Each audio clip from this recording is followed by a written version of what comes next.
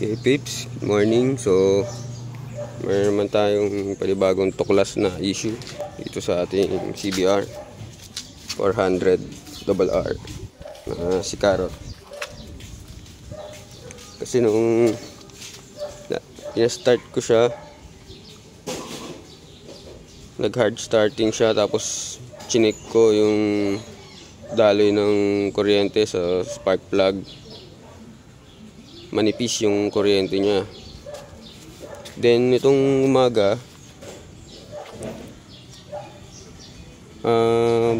sinubukan ko siyang ikadyot kasi nga hard starting. Nag-start naman siya, tapos nung paandarin ko na, biglang namamatayan. Nagsha-shutdown. So nisip ko na baka spark plug or stator na naman, ganun. Ang bagong naobserbahan ko, itong ignition switch.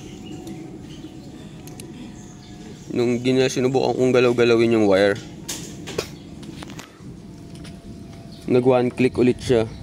So obserbahan ko pa kung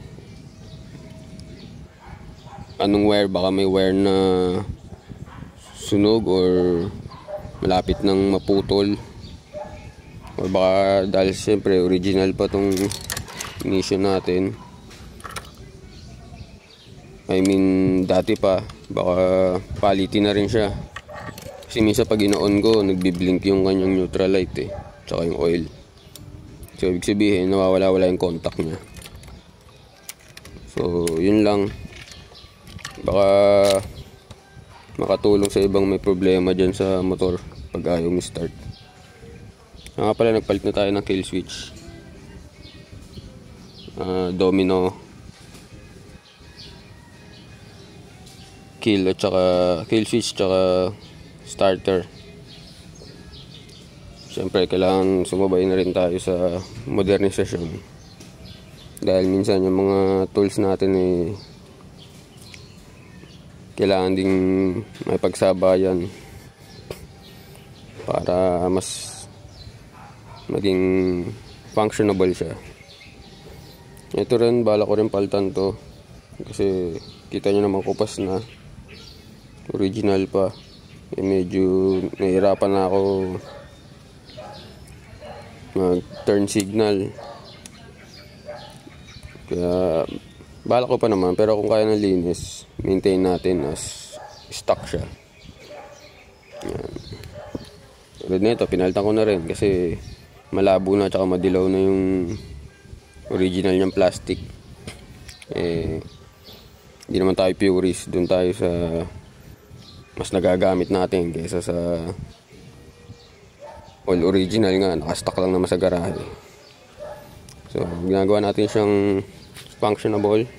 At napapansin nyo, yung mga motor kailangan alam nyo yung mga nutrition packs niyan. Nakuha ko lang yan sa sa pagkain namin, dinikit ko, diba? Pampakulit.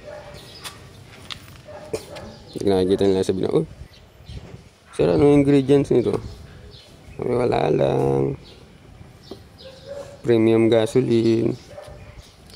So yun lang, sana makatulong sa ibang mga namumroblema dyan pagka hard starting mga motor nila. Bye.